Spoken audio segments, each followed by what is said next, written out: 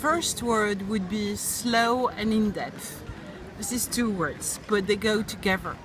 I think that we have really currently reached the point of production and conception in real time and this immediacy. And I wonder who is reading what we write, who is taking the time to watch, interact, experience the artworks that are created, who takes the time to think and produce. And we are consuming everything we produce almost before they are finished.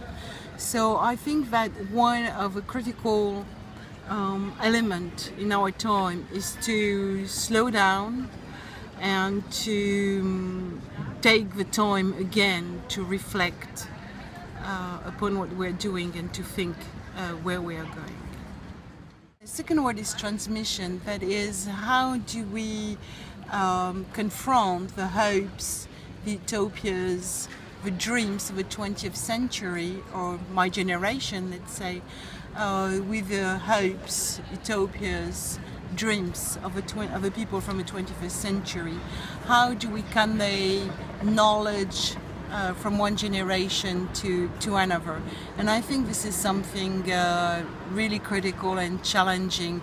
And it goes, of course, with how do we teach, how do we learn, how do we build knowledge. And for instance, there is this wonderful iconic picture of the Earth taken by the astronauts from Apollo. And for my generation, it meant hopes, it meant humility, but this tiny little blue dot was so small, we couldn't even see human beings at its surface, and it needed to be cared of. And I was talking recently with a young 30-year-old woman, and for her and for her generation, it's emblematic of how the human have thought that they could control through the technology the whole planet. So the same iconic image has two different opposite meaning.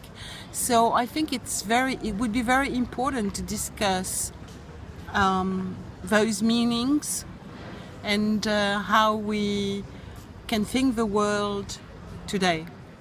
So my third word is an acronym, which is CCP, and it stands for creating, curating and publishing, and it's a kind of a pun in French, but the whole idea is about how we can blend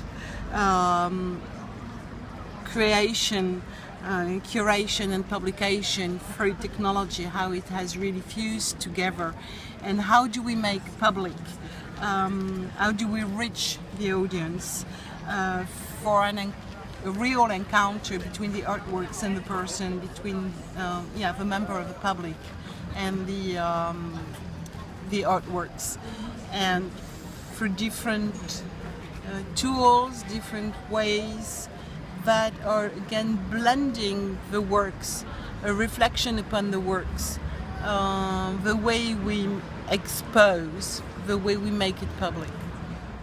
Word is not a word, it's a whole sentence. It's the rehabilitation of the vegetal.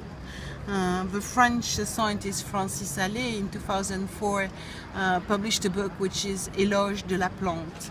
And obviously we can see many projects or many books or many ideas, many theories that are promoting the vegetal. But at the same time, I can see a sort of instrumentalization of the plants too. And we are here at Ars Electronica, and there were many projects with flowers and plants that I thought were more annoying this living being than really proposing something of a dialogue with them. And for me it goes also with how we look at other living beings, and how do we still discriminate by their cuteness. So you have cute creatures and less cute creatures, and we still have this kind of hierarchy based on very strange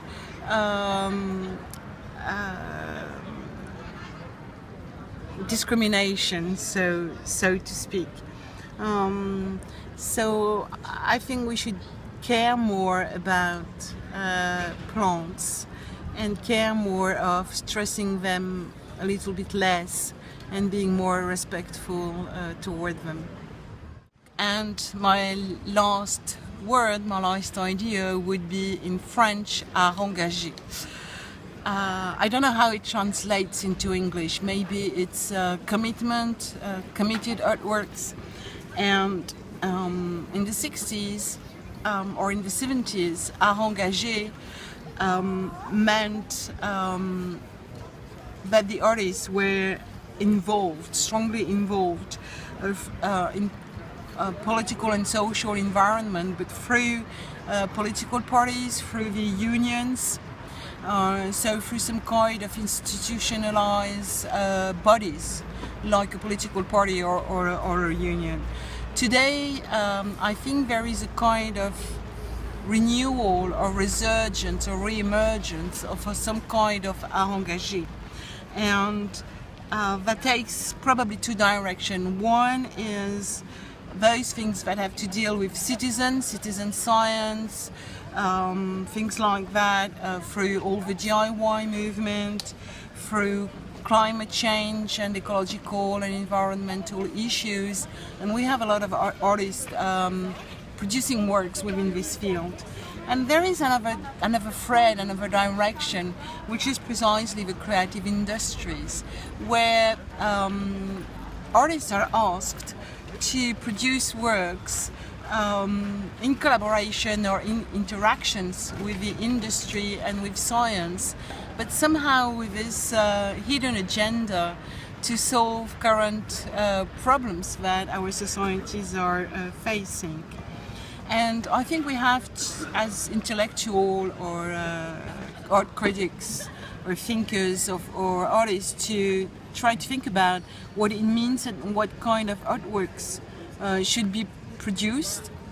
And I see a lot of them that are very didactic and that are addressing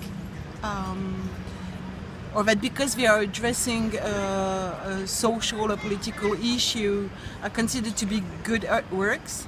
And I think it's not because you are addressing a critical issue that it's a good artworks. So it goes also with the aesthetics and the way you design, so to speak, the artwork. And I would like to give an example. There is a French young artist, her name is Annick Bureaud, and she's creating very delicate, very sharp works that are addressing environmental issues. She has done a wonderful work about Chernobyl. But it's not straightforward. It's not. She's not lecturing through artworks those issues. And I think we should try to analyze what is this new art engagé today and how it manifests itself.